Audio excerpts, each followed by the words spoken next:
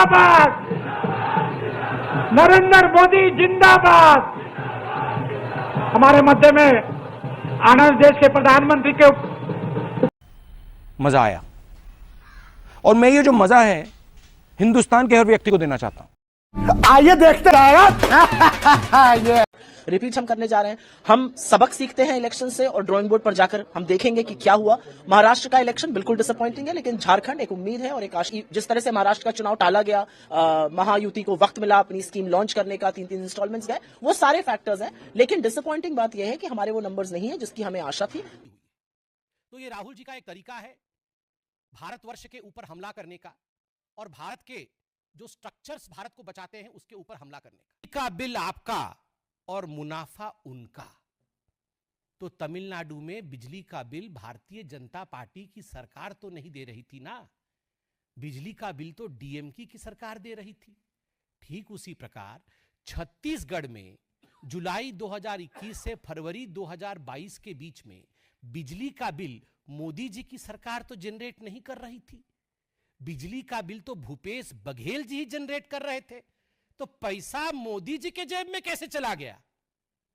पैसा तो वहीं के मुख्यमंत्री और वहां के एसडीसी के कंपनी के जेब में जाएगा ना। आपके मुताबिक आपने कहा मुनाफा उनका, तो उनका कौन है? उनका तो ये चारों राज्य में हमारा कोई नहीं है, उनका तो आप ही के हैं। तो इसका जवाब राहुल जी आप दीजिए। राहुल जी ने आज बार बार कहा मोदी जी की क्रेडिबिलिटी खत्म हो गई, मोदी जी आज से क्रेडिबल नहीं रहे। अडानी के पीछे मोदी जी खड़े हैं, इसलिए आज से उनकी क्रेडिबिलिटी ग्लोबल स्तर पे खत्म हो गई। राहुल जी कान खोल के सुन लीजिए, ये मोदी जी की क्रेडिबिलिटी को समाप्त करने की चेष्टा और कोशिश कोई आप पहली बार नहीं कर रहे हैं। सन 2002 से मोदी जी की क्रेडिबिलिटी को ध्वस्त करने के इंस्टॉलमेंट्स गए, वो सारे फैक्टर्स हैं। लेकिन डिसअपॉइंटिंग बात यह है कि हमारे वो नंबर्स नहीं है जिसकी हमें आशा थी।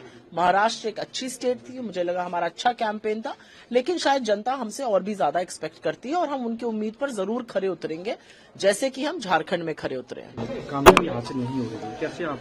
नहीं, मैं बिल्कुल मानती हूं कि महाराष्ट्र के रिजल्ट हमारी आशा के विपरीत गए हैं और इसमें मुझे कोई संशय नहीं है कि हम शायद महाराष्ट्र में बहुत ज्यादा बेटर कर सकते थे। लेकिन इस बात की खुशी है कि झारखंड में हमारी परफॉर्मेंस अच्छी रही है। इस बात की भी खुशी है कि झारखंड में हमारी सरकार, रिपीट हम करने जा रहे हैं। हम सबक सीखते हैं इलेक्शन से और ड्राइंग बोर्ड पर जाकर हम देखेंगे कि क्या हुआ। महाराष्ट्र का इलेक्शन बिल्कुल डिसअपॉइंटिंग है, लेकिन झारखंड एक उम्मीद है और एक आशा है कि अगर मुद्दों पर चुनाव लड़ा जाए तो जीत आपकी जरूर होती है, सरकार रिपीट होती है। क्या मैम, क्योंकि कई नेता हैं जो इस बात को कह रहे हैं कि लोकतंत्र हार रहा है, जिस तरीके से ईवीएम को लेकर हमेशा से अपोजिशन। देखिए, ईवीएम पर विस्तृत चर्चा होनी चाहिए, व्यापक चर्चा होनी चाहिए, लेकिन वो दिन आज का दिन नहीं है। मुझे ऐसा लगता है कि एक चुनाव का परिणाम अच्छा नहीं आया है, हमारे लिए बहुत बड़ा सबक है इसमें, ये डिसअपॉइंटिंग है। हम ईवीएम पर जरूर व्यापक चर्चा करना चाहते हैं। हम जिस तरह से महाराष्ट्र का चुनाव टाला गया, महायुति को वक्त मिला अपनी स्कीम लॉन्च करने का, 3-3 इंस्टॉलमेंट्स गए, वो सारे फैक्टर्स हैं। लेकिन डिसअपॉइंटिंग बात यह है कि हमारे वो नंबर्स नहीं है जिसकी हमें आशा थी। महाराष्ट्र एक अच्छी स्टेट थी, मुझे लगा हमारा अच्छा कैंपेन था, लेकिन शायद जनता हमसे और भी ज्यादा एक्सपेक्ट करती है और हम उनकी उम्मीद पर जरूर खरे उतरेंगे, जैसे कि हम झारखंड में खरे उतरे हैं। कामयाबी हासिल नहीं हो रही, कैसे आप? नहीं, मैं बिल्कुल मानती हूं कि महाराष्ट्र के रिजल्ट हमारी आशा के विपरीत गए हैं और इसमें मुझे कोई संशय नहीं है कि